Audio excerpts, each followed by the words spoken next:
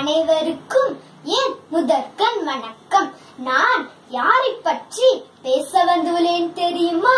தம் தாய்மொழியாம் தமிழ் மீது அளவு கடந்த பற்று கொண்டு யாம் அறிந்த மொழிகளிலே தமிழ் மொழி போல் இனிதாவது எங்கும் காணோம் என்று போற்றி பாடியவர்தான் நம் சுப்பிரமணிய பாரதியார்.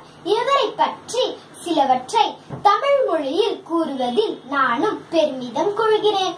மகாகவி சுப்பிரமணிய பாரதியார் திருநெல்வேலி மாவட்டத்தில் உள்ள எட்டயபுரம் என்ற ஊரில் 1882ஆம் ஆண்டு டிசம்பர் 11ஆம் தேதி அன்று சின்னசாமி ஐயருக்கும் லட்சுமி அம்மாளுக்கும் மகனாக பிறந்தார். இவர் பெற்றோர் அவருக்கு இட்ட பெயர் சுப்பிரமணியன். இவர் இளம் வயதிலேயே தமிழில் புலமை பெற்று திகழ்ந்தார். 7ஆம் வயதில் கவிதைகள் எழுதத் தொடங்கினார். 11ஆம் வயதில் கவி பாடும் ஆற்றலை வெளிப்படுத்தினார். இவருடைய கவி புலமையை பாராட்டிய எட்டயபுரம் மன்னர் அவருக்கு பாரதி என்ற பட்டத்தை வழங்கினார்.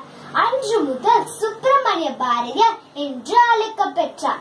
இவரை மீசை கவிஞன் என்றும் முண்டாசு கவிஞன் என்றும் போற்றுவர்.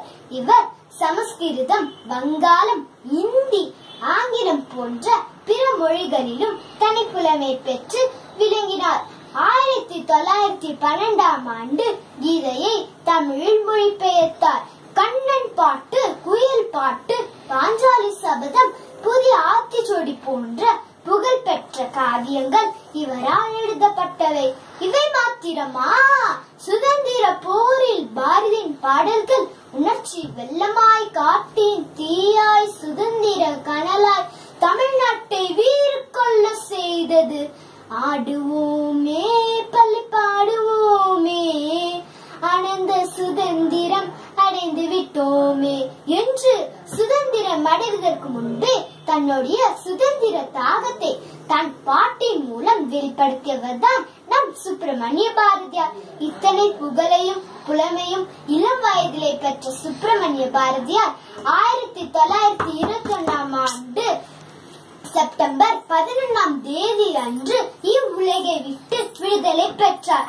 என்றாலும் இவர் இயற்றிய பாடல்களும் கவிதைகளும் இன்றும் ஒவ்வொரு மனிதனின் சிந்தனைகளை தட்டை எழுப்புகிறது. வாழ்க பாரதி, வாழ்க தமிழ் என்று